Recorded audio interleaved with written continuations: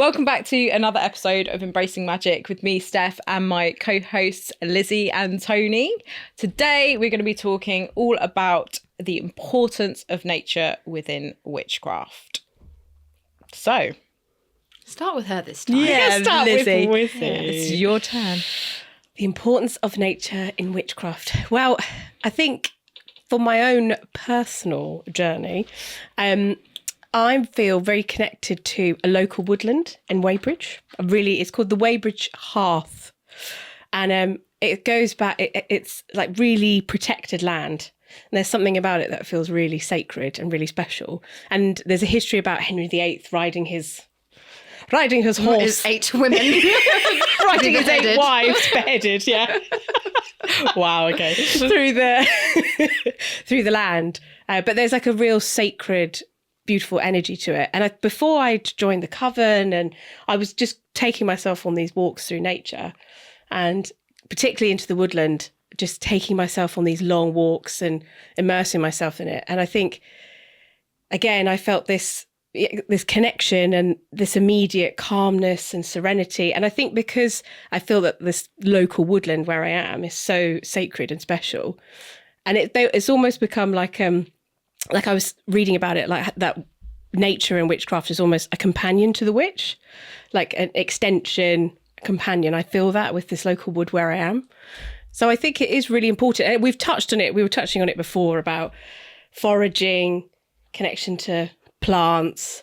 I think a big one for me is trees in the wood. And Do you hug them? I hug them, I lean against them, and I've got I have a sacred spot where I go every single day, and I stand. It's like forest bathing. I stand in the middle of it and I can lean back like in a V, and I meditate there. I just lie there and meditate, and I do that every single day. It's like a real important part of my practice every single day. I love that. And it really grounds me. And I'll take my shoes off, so I'll take my shoes off and get in the tree and lie there. And I find that connection for me so grounding. I feel like feeling the soil under my feet. And I love that idea of it. That it really struck a chord with me, of like it being a companion, that the forest, the energy of the forest, the trees, the connection is a companion to you in your witchcraft. If you don't go to that spot daily, do you notice a difference? Massive. Yeah, I feel really, it really impacts me. I can get really quite anxious, and I can get really quite, or I just don't feel like I've connected into myself. I don't feel like I've connected into my body, or I've connected into or made set intentions for the day, or stood with the sun on my face. I really feel an impact in it. So I do that every morning. That's part of my ritual every morning with it. I love that. It's beautiful.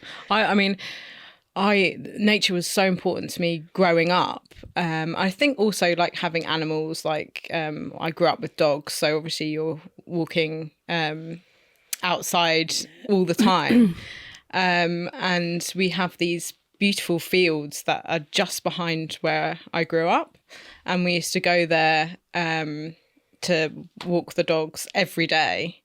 And there's like woodland within the fields, and it's just having that connection to the outdoor world is so, for a lot of people, they don't have that connection anymore. And I just think it's so important. And I think we were lucky enough to grow up in a time where, technology wasn't really around. So a lot of our childhood would be outdoor playing, whereas, now a lot of kids don't do that, sadly. So I definitely grew up with that connection, but also every year my parents would take me to Malta, which obviously my mum is Maltese, which makes me half Maltese. And I feel real connection to the land and the sea there. And as I've got older and found my witchcraft, I feel a different connection to it. And I want to explore and learn more about it. But I did do a huge deep dive, as Toni, and probably and found out a lot of interesting things about the land and how it was connected to ancient Egypt. And it was absolutely fascinating. I went down a massive rabbit hole. And they've got all these old, like, what do you call it? Not tombs. What am I trying to say? Like catacomb type? I think it might have been a catacomb, which is a tomb. But temples is what I'm trying to say. And there's one of them is underground, and if you go and sit in this temple and talk, and I can imagine them doing a lot of ceremonies within this temple. I want to say frequency, is that the right word? Is at 111 hertz, the sound frequency, which is a sacred meditation frequency. Wow. It gets you into a meditative state at that frequency. And obviously, with like meditation and everything, you go into a subconscious mind, and that's how you get into a meditative state. And there's different ways, different tools and things that you can use to help you get there. So this frequency is one of those ways. So I found it absolutely fascinating. A little bit off topic from nature, but I really think connecting with the land that you're connecting from, to the land that ancestors are from. Exactly, yeah. So yeah, I went on a huge tangent, but I feel like when I go to Malta, I feel really like, wow, like this is my I kind of feel like a coming home sensation when I go there, and I love being immersed in the ocean as well, in the Mediterranean Sea in particular, and I feel really like quite a meditative experience being in the ocean there. Can you see she's getting that glimmer now? Yeah, I can see the sparkle in the eye. Yeah. I absolutely adore it. It is a beautiful country as well. And my family are from Gozo, which is a smaller island, so it's a little bit quieter, although it's getting busier by the day. But there's some beautiful spaces, and it actually having even more of a deeper connection to it. My partner proposed to me last year on the cliffs in Gozo, which is a beautiful space. Gorgeous. And I collected little some rocks and some of the plants there where he proposed to me. So, which is another kind of like way of like honouring that space where, in that moment, in that present moment. Yeah, that important thing happened. So yeah. And I think on my journey to witchcraft, like I was actually in Australia and even exploring the land there and going wild swimming, and I was so much more in a state of connection to the earth. And when I came home to England, because obviously the weather is a lot better in Perth in Western Australia, it's like sunny, like, I don't know, all year round pretty much. And, we spent a lot of our time outside, like daily outside. And that is the culture really over there. And I wanted to bring that back to the UK when we came home. I didn't actually want to leave Australia. I loved it. But when we came home, I wanted to continue to be connected to the outdoor area and learn more about the land. And I think that's what spiraled me into probably coming to where I am now, and learning about plants. And I think when you learn about, when you start learning about wild plants and like the nature around you, the walking through nature is a totally different experience. Because you're like, oh, this is this and this is this, and elderflower, and it just makes the walk so much more magical. But yeah, it's so interesting that you said that. So my family are all from New Zealand, and Kiwis are outdoorsy. They're just with the land, and it's a huge part of the Maori culture as well. Like all to do with the land, and the symbol in the Maori culture, and I was seeing it today, the ferns are just all unrolling. You know, that lovely moment when ferns all start, like, they all start. I know, I touched one the other day and Steph told me off. Oh, did you say don't do it? Well, I'm pretty sure I read that they're carcinogenic. Oh, okay. So, yeah. I just wanted to touch it. Just want to see what it looks But I could be wrong.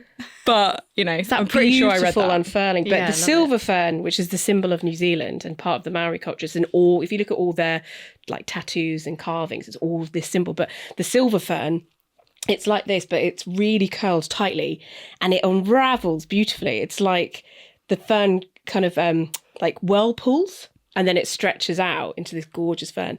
And that symbol is called, I'm going to say, I hope I say this right, forgive me if I don't. It's called the koru. And it symbolises new beginnings, strength, courage. But what's lovely is it curls back in. So at the end of its journey, it goes back to what they call the starting point. So it goes, so it goes in again, which I think is so beautiful. So I understand that connection to when I go to New Zealand. I have the same feeling of like, yes, to the land. But doesn't it make you like really inspired to learn more about the history of the land there? Totally. Because when I was looking at, and the connection to ancient Egypt really blew my mind, because I hadn't read that ever before. But it kind of makes sense, because on a lot of our boats we have the Eye of Osiris, which is for protection of like the fishermen boats over there. And apparently there's like Egyptian statues and things that were over there, and the elongated skulls were found within that temple I was talking about as well, which is Egyptian priests or priestesses. So yeah, it completely fascinated me. But also we have some of the oldest temples in the world. I think the temples on Malta predate the Egyptian pyramids. Whoa. So yeah, it's fascinating. That's mind-blowing. Incredible. I can't wait to explore Malta with you. Yes. One day. We'll have to go on a witch's outing, witch's trip. Maybe slightly out of season. Yeah, when it's quieter. And a little less hot. Oh yeah, because it does get baking hot over The there. skin was not made for the heat. Iceland over here. Yeah, that's where my ancestors are from. I was a little grub growing up. Like I was always in a ditch and, making mud pies and I was actually making potions, making little rose water and stuff and giving my mum a bottle of essentially like muddy water with roses in and being like, I've made you some perfume. But, we had this beautiful big tree in our garden, and me and my little sister used to climb it like every single day. It was huge. You could climb all the way up to the top. And when we were little, we'd climb up, and then my granddad would have to climb up and help us down because we'd get stuck. But it's really important to my practice because it's become my axis mundi for shamanic work. So, you have this access point in which you travel upwards into the sort of like parallel world, or, even a sort of like lucid dreaming state, and you meet your spirit animal and everything. And my axis mundi was this tree that was in our garden that my mum and stepdad cut down for their wedding. No. And, my little sister and I were devastated, really devastated. And I don't think they really understood why it was such a big deal.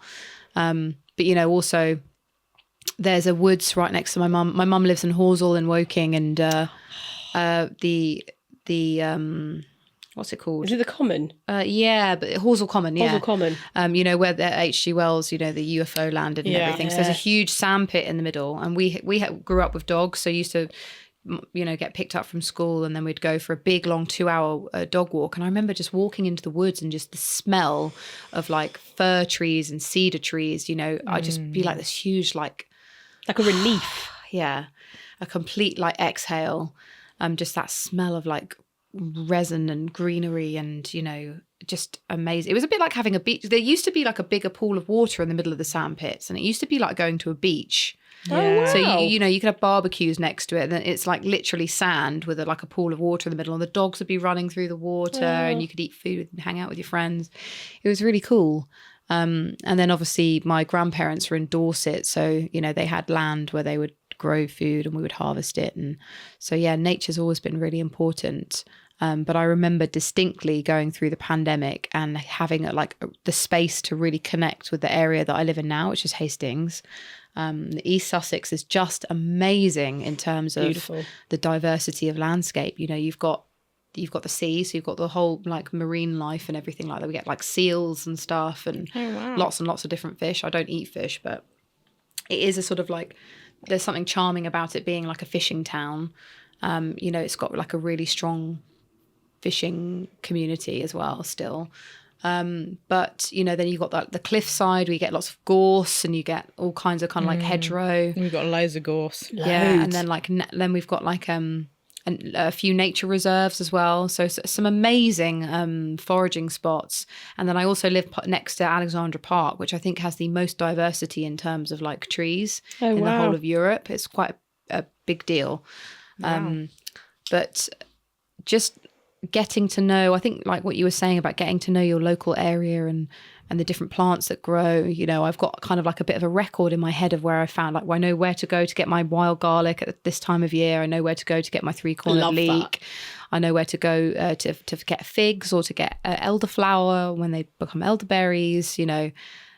I'd like to start writing it down. Like, I'd like to have a foraging journal where I kind of mark out where I get these things and what I make with them. But yeah, just foraging wild plants and making it. I'm a massive pesto fan. Like what you said, I literally, I think it's my favorite thing to make. Like homemade pesto. You can't get it in a jar. Homemade pesto is out of this world. Even, you know, we eat vegan pesto. I'm not vegan, but my husband is. And, like nutritional yeast. Yeah, nutritional yeast. I use sunflower seeds and pumpkin seeds as well. Obviously garlic, really good quality olive oil. I can't think what else, but nutritional yeast is a big part. And I also tend to like mix the green herbs. So I don't just have basil. I'll either use 3-cornered leek or wild garlic, or I'll use sometimes a combination of like parsley and coriander. Delish. Yeah. So I love coriander. yeah, so sometimes like it might be coriander, and then I think with wild garlic I really like doing it with macadamia nuts, because I often put nuts into my pesto as well. I quite like my pesto to be a bit coarse, you know, not like super smooth. I don't know why we've gone like a into bit of a pesto crunch. making. I just like texture, I think, but there's something about working with wild plants, fresh plants, making food feels super nutritious and nourishing, doesn't it? But also it makes you feel more connected to our ancestors, because that's what they used to do. They used to go out and forage their food. And they probably developed those areas. So they, you know, they might have been sort of like nurturing those plants in those areas, and they become more developed because of the way in which we've grown and harvested. And you know, and it's really interesting when you look at the foraging history, at how the privatization of land has absolutely killed indigenous foraging practice. So, you know, the fact that they've, you know, land has been owned by people, usually through slavery, and they've made it illegal to forage, essentially. And it's taking such a massive part away of like indigenous culture. And I love that we've kind of reconnected back with this foraging. I mean, I know lots of people connected with it pre-COVID, but for me, like that space, that mental space to actually go and learn about something that was, you know, I was interested in, was just so expansive. But yeah, like, and also learning to make stuff like elderberry syrup. Yeah. Because I mean, when you drink elderberry syrup, it feels like it's healing you. Magic. Yeah. It really is magic. You know, it's all these herbs and, you know. I think elder tree is probably got to be one of my favourite trees to work with. Actually, I got gifted an elder tree by one of our neighbours who worked on like a private estate, and they were cutting down all the elder trees. And I was like horrified, like a sacred elder tree being, loads of them being cut down. And I said, please, can you save one and gift it to me? It's a witch's tree, isn't it? Yeah. You just have to ask permission to harvest from it, or you can get cursed. Yeah. That's folklore, isn't it? Yeah. So we saved one of these trees, and it's actually now planted in my parents' garden, because it wasn't flourishing where we live, and it is huge. Oh, amazing. Yeah, it seemed to really like the earth there, so it's much happier where it is now. You've got to be careful with elder, haven't you, about harvesting? Yes. So when you harvest elder flowers or elderberries, you shouldn't use any of the stalks, and pretty sure it all needs to be cooked. Oh yeah, because it's carcinogen in the stems. That's not what I meant. I meant as in oh, sorry. You don't want to harvest too much of the elder flower, otherwise you won't get elderberries in the, you know. Oh, it's yes. like the Yes, opposite. yes, So of course, yeah. You want to make sure that you get like a balance of elderflower and elderberries. You need to make sure that you're not over Because harvesting. obviously all the flowers turn into the berries. Yeah. So yeah. Do you know what I don't think found? that is obvious, to be fair. Like, I didn't know that, you know. No. I think you might have told me that originally. Because it's made me... I mean, you shouldn't really be harvesting more than sort of like 20%. I mean, that's quite a lot, but like 20% maximum, because it's all about sharing what's available and also ensuring that it can grow back and flourish as well. Yeah, no, there's a huge problem with wild foraging and areas being completely cleared out by greedy foragers. Naughty foragers. Probably people naughtily foraging for commercial reasons. But you should always, sustainably pick from areas and make sure you're leaving enough for other foragers and enough for wildlife. Yeah. Do you know what I found really incredible with the Coven? We had Megan's foraging for witchcraft, which is amazing. But do you know what I just loved? It's just like I hear people saying, "Oh, all these awful nettles, all these awful whatever," and I'm like, "Nettles, amazing! What are you talking about? It's so good." Few flowered leek, because loads of people are like, "Oh, I hate that smell," because when few flowered leek grows, it's just like onion. Like you'll walk, and I love it. I love walking into the forest and you're just getting this beautiful smell of onion. It's interesting because few flowered leek, I believe, is not a native plant. That's right. To this, not native to this country. Yeah. So I remember Megan saying in one of our foraging for witchcraft workshops, take as much of it as you like, because it's not native. So, but it's those everyday. Things that you pass every day all the time, like on the walk to the station. There's so much nettle and few flowered definitely garlic. Amazing, which you can just use in your practice. It's recognizing that those what would be considered weeds or like everyday kind of like wild plants are actually medicine as well. Like cleavers is amazing for the lymphatic system, and dandelions. Incredible for like UTIs and stuff like that. C, very high in vitamin C, and they're everywhere. I mean, you can make amazing plant-based honey from dandelion, and I made some last year, and it was I shared it with a friend of mine who really doesn't like forage food. He thinks it's like weird and dirty. I'm like, you do realize all of your food comes from the ground, right? I think it's like a weird psychological thing that he's working through, but like I got him to try some of this honey and he was pretty impressed, you know, and it's delicious as well. I've really tried dandelion honey before, actually. That sounds amazing. One of my friends gave me some, and it is really yummy, and it does taste like honey. It really does. I think as well, like it just I think, again, connecting to the land, you suddenly realise that people who are scoffing like the weeds or the nettles, for us as witches, you're like, these are amazing. You're so offended that someone would. When I hear people say, "Oh, this should all be cut back," I'm like, no. Like sorrel. Have you had sorrel before? No, I've never had. It's like a tiny little, but it looks like a clover, but like a big one. And if you eat it, it tastes like sour apple. And we used to have loads in our garden. We just, my husband and I would put it on our soup or we'd put it in our salads. It's delicious. But you're right. I think also recognising that those wild foods aren't just for us, like you just touched on it and saying about nature. Like with the dandelions, you've got to make sure that you're leaving enough for the bees. Yeah. Because bees are so important. Like all the insects are so important to the ecosystem. And especially at this time of year when the dandelions are just coming up and there aren't that many of them, the bees really, really need them to sort of like to be able to kind of produce more bees and to get those worker bees pollinating. We need those pollinators so much. So it's really important not to over harvest flowers, I think. Yeah, definitely. And it's just sticking to that rule in your mind. Like if you see an area and there's not very much of it, just don't forage there. And stick to the areas that are more abundant. I mean, nettle is something that's like very abundant in you can everywhere. Go at it with the nettles. Also, Megan always says that if you suffer really badly from hay fever, to get stung by nettle as many times as possible. Eek. So that's one for you. If you suffer from hay fever. I keep thinking about it because I get terrible hay fever, but I'm always like... But it's also the same with honey as well. You know, if you should buy local honey and take a teaspoon every day. That's really, really good for you with hay. Obviously, that's only going to help you with your hay fever in your local area. It's not going to help you if you go to another area. Like I remember I was eating local honey for ages and then I went to France and I had the worst hay fever I've ever had. You have to go and pick up some local France honey. For that 1 week that I spent there. You have to spend like quite a while having it before, you know, the hay fever season hits. But I also think it's really interesting to like sort of touch on the subject of animism as well when you're talking about nature and witchcraft.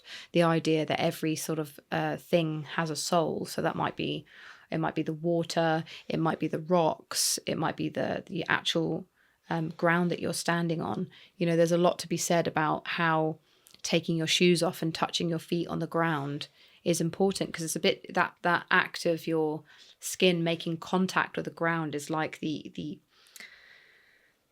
ground and your skin are communicating with each other.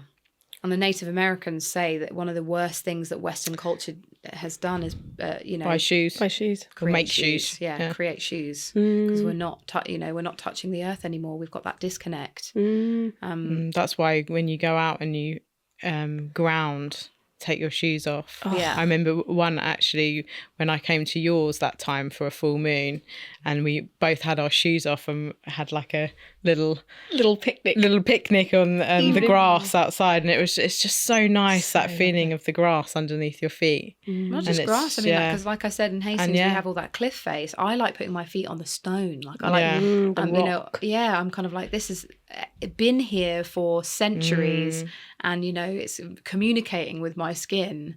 There's a connection there. And that isn't present when there's a piece of rubber or plastic. No, that's it. It sounds so simple, doesn't it? But I don't think that people do it often enough. No, I don't think I do it often enough. No. We should climb trees as adults more as well. Yes, totally. I climbed one the other day, but I climbed up to about this height and I was like, I'm scared. I saw that picture where you're going. I was like hugging it like a sloth. And I was just like, oh, if I fall, this is going to hurt. I can just imagine you walking past our local area and you just see me up a tree. Oh, there she is again. Oh, hello. But it's funny, again, going back to New Zealand, the Maori culture, they all have their shoes off everywhere. They walk through the town all barefoot. They do that a lot in Australia as well. Just barefoot everywhere, because they want to feel always they're connected. So We don't really do that over here very often, do we? Nope. No, but I mean, what annoys me is that even like taking Willow, my sausage dog, out for a walk, and you go to like the park area, and there's so much glass and rubbish and because things that people respect the environment. Yeah.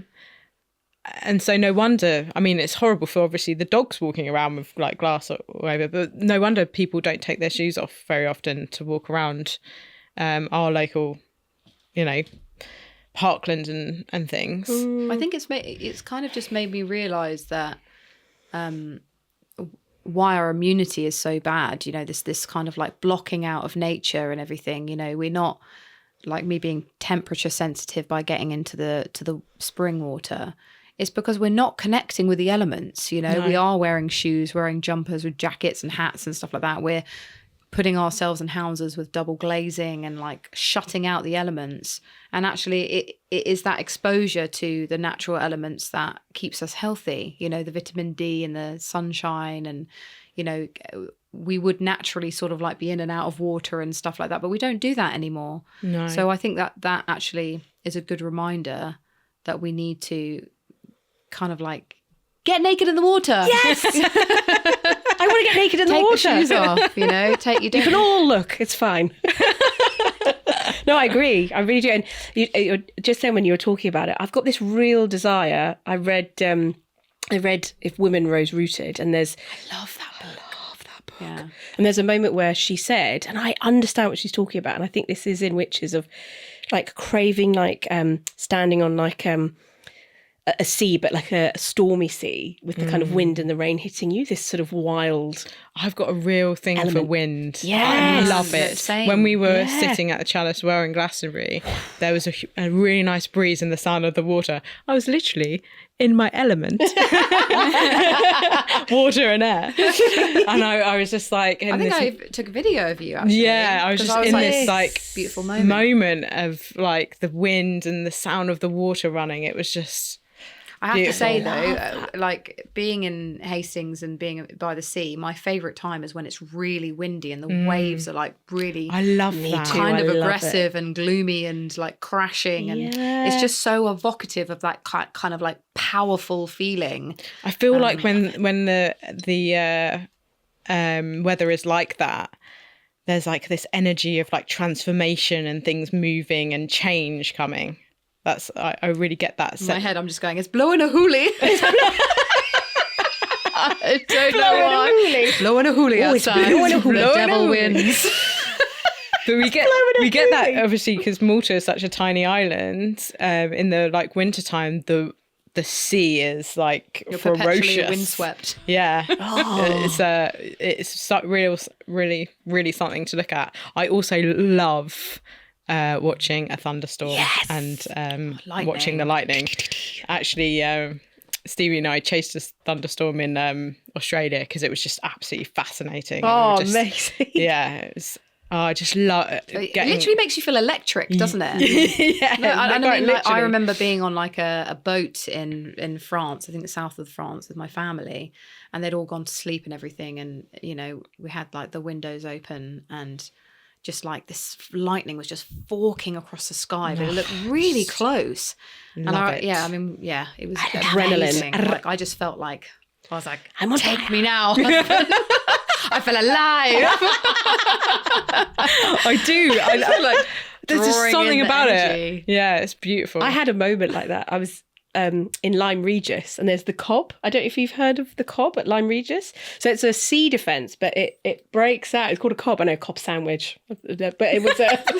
You're relaying everything to sandwiches. But I had the moment exactly what you're talking about. The cob, you can go right. It goes right out into the sea, and I was like standing on the edge with my hands out, but there was in the distance a storm coming, and it felt incredible. And I had to have this poor man go, "Excuse me, love, you need to get off the cob," because the waves crash over it. But I was just feeling this, like, back off, I'm a witch. Yeah, back off, I'm a witch. But he was like, you have to come in because it gets so dangerous. The waves kind of just go.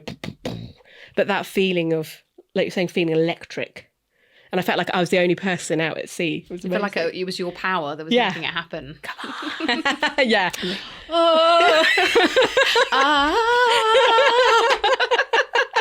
Earth song, whatever it's called. Just like in a white shirt. Amazing. Raising the energy.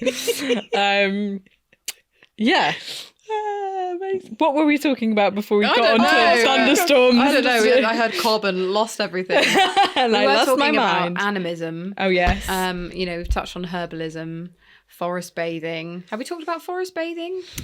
It's like literally a prescribed. It's a prescription in Japan for people that are having difficulty with their mental health. You know, to go outside and kind of absorb all of the literally sit and meditate.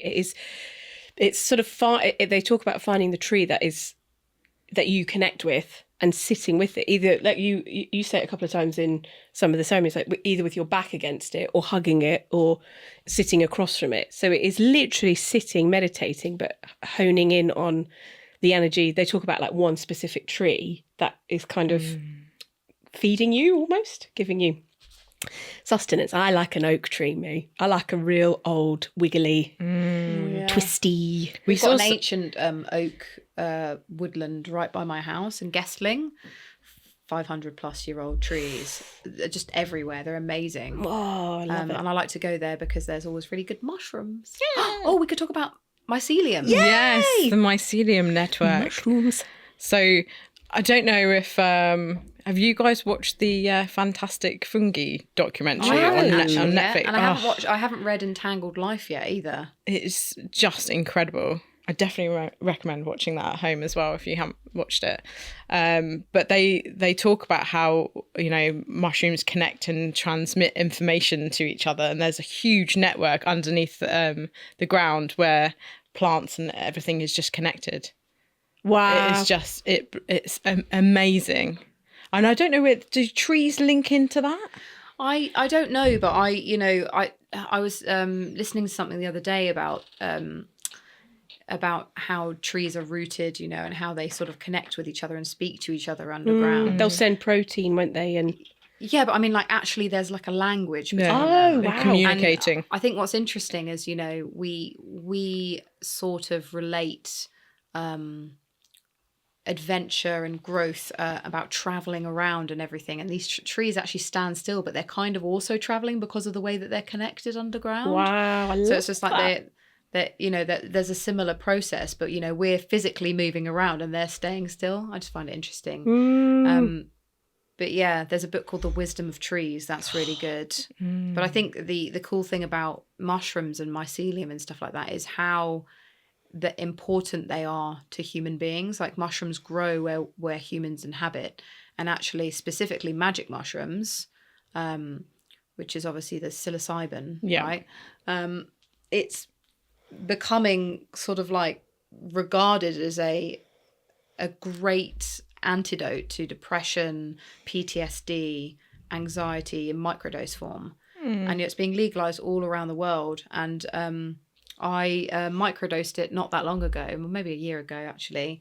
And I just remember the feeling of like having all this worry lifted from my shoulders. I felt physically and mentally light. Wow. And it's like the kind of the releasing feeling of alcohol without the hangover, and you still have the clarity, like there's no don't have brain forgetfulness fog or anything. and...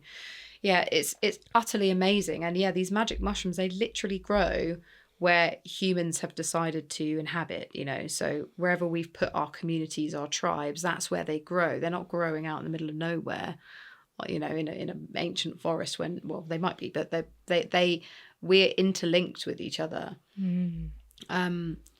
Mushrooms are just fascinating. Oh anyway, God, like so amazing. like the in the Netflix documentary, it talks about turkey tails and how, you know, it's good for cancer. It's anti-cancer. Anti-cancer. Yeah. I mean, you literally can't even really talk about it online because in America, because of the pharmaceutical industry, what's the word? What's the word for someone who's like a mushroom specialist? Mushroom man. Mushroom man? Don't know. Mycologist. Yeah, maybe that's... Did I remember it? That I think sounds it's right. Like, let's say it's mycology. I think it is. But like the head mycologist in the United States, they literally will remove his PhD because of talking about how turkey tail mushrooms cure cancer. Really? Because it's blocking the amount of money that can be made from cancer treatment. Wow. But, you know, luckily we don't have the same sort of issue over here. But apparently you can't patent anything in nature because it's natural. Right. So that's why the pharmaceutical industry was basically created to make chemical versions of plants so that it could be patented. That's why it's such a lucrative business. So that's why it's so interesting learning about plants. And, you know, turkey tails grow in abundance here. Yeah. Everywhere I go, I see them. Yeah. But, you know, it's not just that. Like lion's mane is amazing for literally mending and rebuilding nerves, like your neuropathic pathways in your brain. So if you're someone that has like MS, or I have a condition called MOG, lion's mane is amazing. And then there's like reishi and cordyceps. Yeah. They're also really healing mushrooms Cordyceps as well. is really energizing. Yeah. I can't remember what reishi does. No, me either. Sure. But another good one. But also, we're not saying that we're anti-pharmaceuticals. You know, we do believe that they have their place. But, I mean, you know, I would look to nature first, though. Nature's medicine is just I've made turkey tail tea before. amazing. How did that taste? Well, Barky. a bit barky. No, but it's like a miso. It was like a miso tea. Like Miso? miso soup. Why say miso? Miso. You're one of them. My husband does that as well. What's He says it? What, Miso. Miso. It's miso. No. no. Miso, like with an S rather than a Z. Miso. Miso sad. Miso sad. Miso tea. It tastes like that. Does it? Because I love miso. I think it's delicious. I know everyone was like, "What are you making?" But it honestly tasted You're like I'm that. making spells. Yeah, I'm making because I'd read of the benefits of it, and I was like, "There is literally a forest with turkey tails growing all up a silver birch tree. I'm gonna make it." How did you make it? Did So you dry it first? You dry it. Yeah. So you dry it first. You have to dry it for quite a while. I think it was a couple of days, and then boiled it. Just boiled it, and then I can't remember. You have to simmer it. You can't have it on too high a temperature. You have to keep it simmering. Well, that's the thing with miso, isn't it? Because if you put boiling water on it, it kills all the probiotics. That's doesn't it. Exactly the same. So you have to simmer it, and then literally strained out the turkey tail and drank it, and it was delish. Because I know people say you can't eat it because it's like it would be like Barky. I've seen someone try and eat it before as well. Well. Yeah, it's he looked like he was struggling. It also doesn't taste very nice. And I was going to say, they say, don't they, unpalatable. Yeah. But yeah, and I did it, and I just walked up to the local woods that I was talking about earlier and connecting with the land. I was like, I'm doing it. I'm going to make turkey tail tea. I'm going to do it. Oh, I still really want to find the like chicken of the woods or like the steak Same. mushroom. I've never found them because I think that the really smart mushroom foragers in my area get them before I get there. Also, often chicken of the woods grows really high. I've seen people does it? carrying like ladders around before, trying to get to like where they grow, because they are very tasty. You've got to make sure what trees they're growing on as well, because if you've got a chicken of the woods on a yew tree, you can't Oh, eat it yeah. 'cause it'd be poisonous. Yeah. I'm still looking for a scarlet elf cup. I don't know what that is. Someone found one the other day, actually. Scarlet elf cup apparently grows by kind of boggy river areas on old sort of pieces of bark, isn't it? Or like a rotting, mossy bark. And the scarlet elf cups pop up and they're red. And I think they get their name, Megan said, because people thought little elves and fairies drank the dew in the morning from them. So cute. Which is really That is cute. adorable. And I was the other day, there's where we live as well, there's sort of a pond area, and I'm there just constantly looking up and down for an old mossy bark. You've just reminded me that I had a wild dream last night that I found all these parasol mushrooms, because I don't know what they look like, but the way the man described them to me, they sounded like...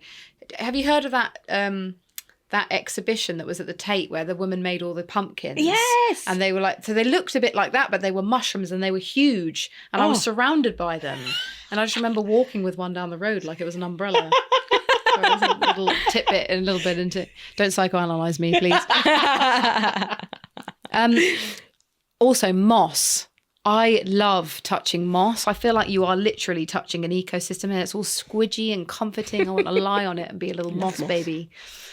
But I thought maybe it was worth just touching on honouring as well. You know, honouring water spirits or honouring like your ancient cliffside spirits or whatever. It's a really beautiful thing to do outside. I guess we kind of do it at our altars in the house. You know, we might do that by bringing bits of nature inside, but also offering something to the land outside as well. And I remember being in one of Megan's workshops, and I asked her, you know, lots of people like to get those kind of like shakers of wildflowers and stuff like that. And she said actually that she felt that was not a good thing to do because they might not be native to the area, and actually they could be really bad for the wild plants. Oh, you mean the native seeds? plants. Yeah. Yeah. So if you're putting like flowers or like herbs down that don't belong in your local forest or whatever, then that's a really bad thing. I've just realised that forest is not a good word to use as well. I don't know if you know this, but apparently it was something that was brought in to do with land ownership and hunting. Oh, so right, I didn't know this. woodland is actually a better word to use. Woodlands, yeah. So Megan suggested instead of like trying to plant, it's better to litter pick as a way of honouring. So, you know, if you decide to go for a big walk in the woods, it's probably better to take a bag with you and to kind of just like pick up as much litter as you can. And sort of learn a bit about, you know, the local plants that grow in your area and why they're important to protect. And actually, it's really amazing when you find out about really rare wildflowers and then you see one in the wild and you're like, oh my God, it's still here. Yeah. That's amazing. They're doing lots of like felling in the Gessling wood that I was talking about near me, because actually, apparently, by doing felling, you're actually improving the... what's the word? It's like the regeneration. Sorry. Yeah. Yeah, you know, it's actually helping other plants come through and it's helping the wildlife come through. And when you get too many younger trees kind of like blocking out the sun, it actually can damage the ground underneath. So that's interesting. We've had that a lot up near the woodland that's near us. Exactly the same thing for that reason. And there's silver birch trees, which are gorgeous, but they can overtake and block out. Can you think of other ways to honour? Like I was thinking about, I've got a sort of a pagan group near me that whenever there's a big seasonal shift, you know, whenever a Sabbath is coming, they go to the ancient spring in St. Helens Wood and they clear the spring because there are springs everywhere. I don't know if you know that, but you will have a local spring likely, and they clear the spring and they kind of sing to it as well, and they put like an offering down as well, like flowers and candles and stuff like that. It's really beautiful. Yeah, and that's something that they do in Glastonbury as well. Yeah. But yeah, I'm sure there'll be like one local to you. I'm going to look at that. I don't know. No, I don't know I have either. to have a look. But I think singing is quite an amazing way to sort of like honour and connect with the local area. Or just going and talking to the plants. And touching things. Yeah. Only if you know what the plant species are, because there are plant species that you can touch and they can blister your skin. So, or like rapeseed. No, that's not what I was thinking of. That does burn your skin. I think it's I've got a feeling it's giant hogweed, and there's been cases of children playing and touching it, and it actually blisters your skin. So I obviously, like, as witches, we do like touching and communicating with the plants, but I would say only if you know. Here's a good witch tip. Download a free app called PlantNet. Yes. And you can identify the plant, so if you see something in your garden or you see something in your local area, take a picture of the plant and then it will identify it for you. I'm not saying use that as a way to forage food, because I think that you need to look at the other sort of like identifying traits. Identifying points, yeah. So, I mean, mushrooms is a whole different ball game, because you have to take a sample, dissect it. You can't use this app for mushrooms anyway. But in terms of like, you can use it for fruit and they'll look at the leaves or they'll look at bark. So PlantNet's really good for that. And then, you probably can work out whether you can actually touch it or not. Least. Definitely. I mean, that's another really important thing that you touched on about identifying plants and actually foraging them for food, because there's a lot of cases where people aren't identifying plants correctly, and then they're taking them and eating them, and either getting really sick or it can kill you. I mean, I get paranoid every time I forage a new plant. Yeah. I get worried that I'm going to kill my family by feeding it to them. That has happened before. Yeah, well, that's the thing, and even when I'm sure, I still get a bit paranoid. So you have to be really really careful and cross-identify. So, like, get lots of different books and look online and look at the photos, look at the way maybe as well. Yeah, of course, or look at when you're looking at the books, you look at the way the leaves grow and the different identifying features of the leaves and the flowers, everything, and just cross-examine. I think that's the best way to forage. But also, I don't think it's a good idea to ask other people for an ID. I think you have to make the decision yourself, because someone else could give you the wrong identification for a plant. Yes, that is true. That's very true. That is for sure. So, true. Yeah, you have to be sure for yourself before. Yeah. Yeah. And probably try it yourself before giving it to other people. Let me just. Yeah. But yeah. Gone on a bit of a tangent there about foraging, but I think it's really important. But also, once you get to learn about all the different plants, you're building your knowledge about your local area, and I think that's really important. I think it's an important thing to do as a witch anyway. Well, we talk quite often about the fact that one of the primary things about being a witch is being a guardian of the environment that you live in. And I think that's that sort of like respect for nature, the wanting to kind of like clean it up and litter pick and look after the plants, look after the animals. Yeah, definitely. It's a really important part of it, isn't it? Yeah, absolutely. I mean, as I was saying before, nature was a huge part of me, discovering my connection with witchcraft.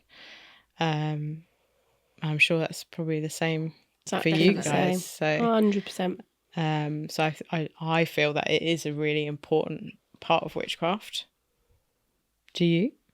Yeah. Yes, definitely. Really do. And like I was saying, sort of going back to the beginning, I go into nature every day. I think we've spoken about this before, but it's really important for me every single day to at some point to go in.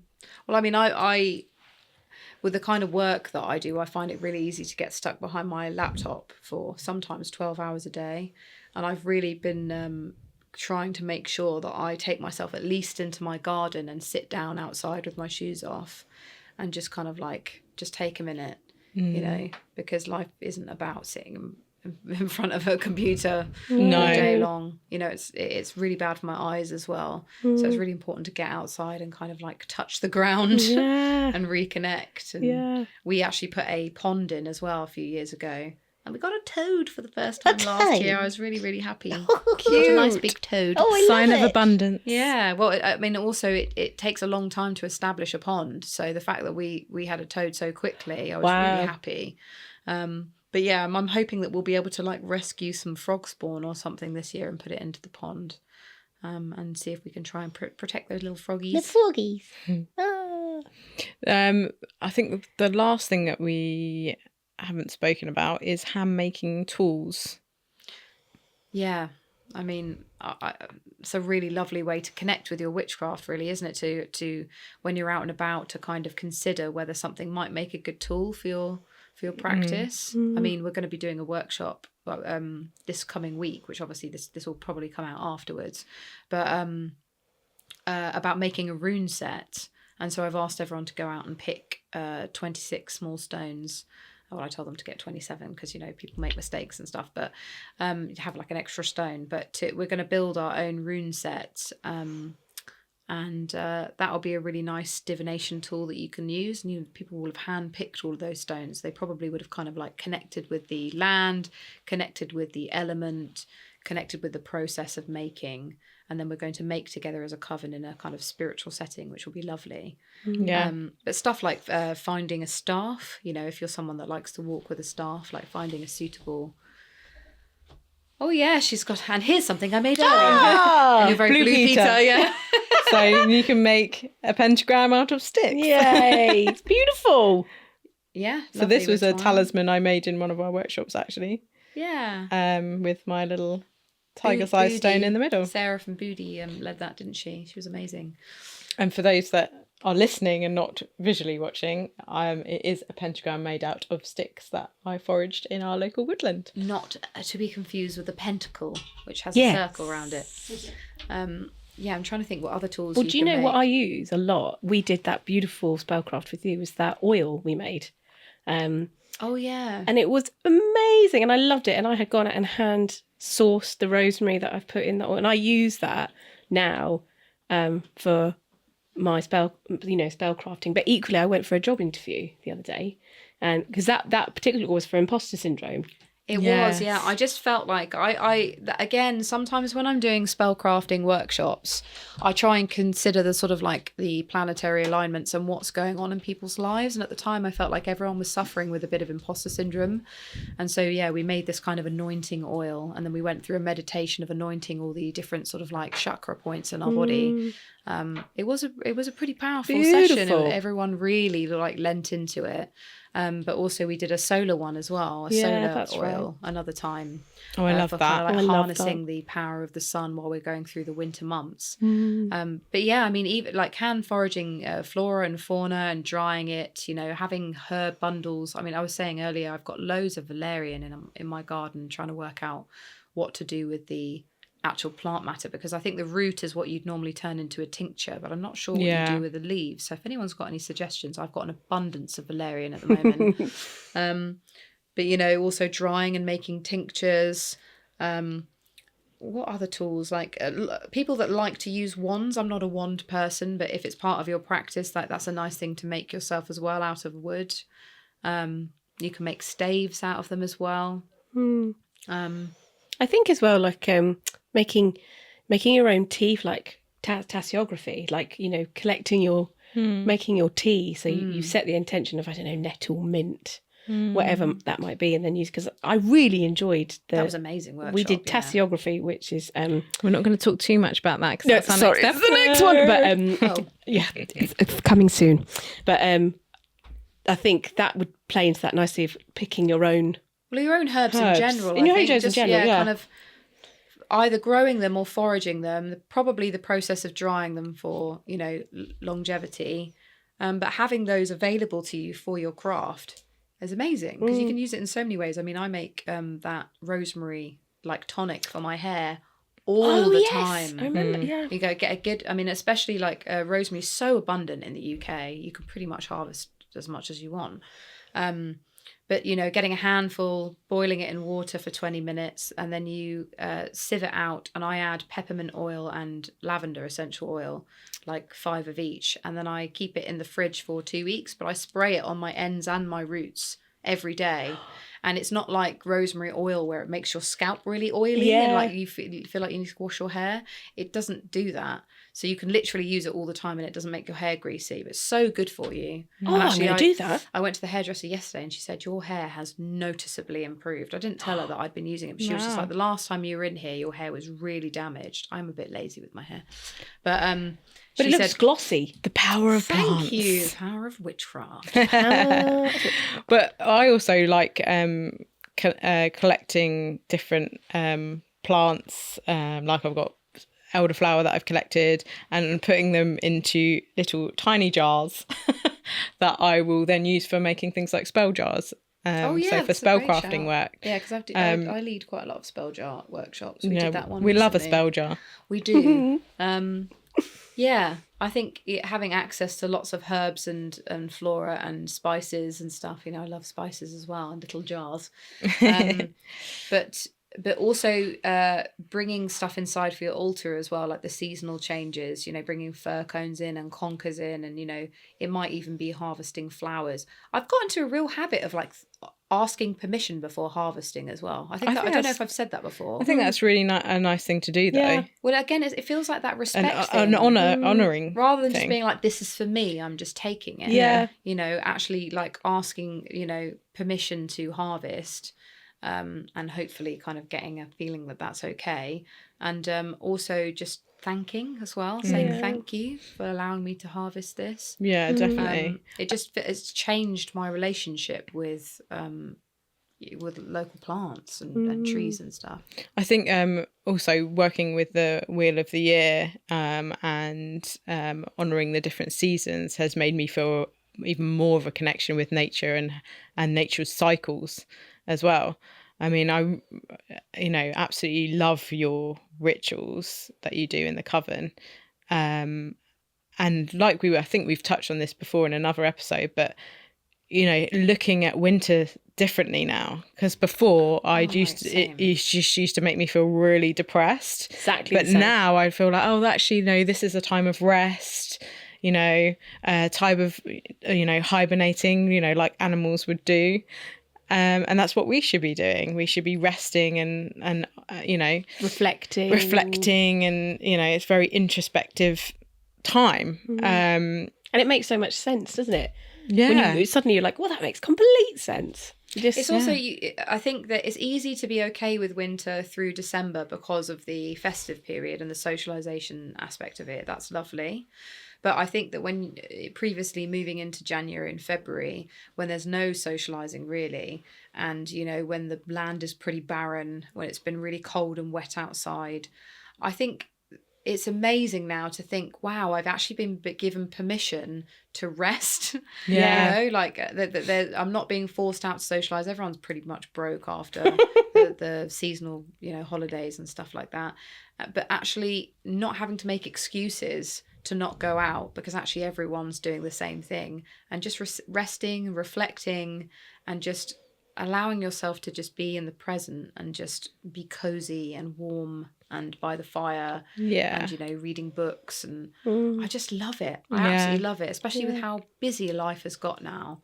I really relish that time. I wish there'd been more of it this year. Because it got warm so quickly that I feel like everyone sort of escaped their houses quicker than they normally would. Yeah, that's true. Yeah, true. Although we have been in a bit of a like weird time when the weather, I mean, it always happens, doesn't it? The weather doesn't quite know what it wants to do. But yeah, so I think we've kind of come to a natural end of this episode. And I think we can all agree that nature is bloody important. Nature is awesome. Nature is the best. And I think it is kind of like I feel like it's like the foundation of witchcraft, really. Yeah. 100%. Do you agree in the comments? Do you agree? Let us know. But thank you again for joining us. I hope you enjoyed this episode. Don't forget to subscribe to the podcast and like this episode. And we'll see you again soon for another episode of Embracing Magick. I don't know why. Bye. Embracing magic.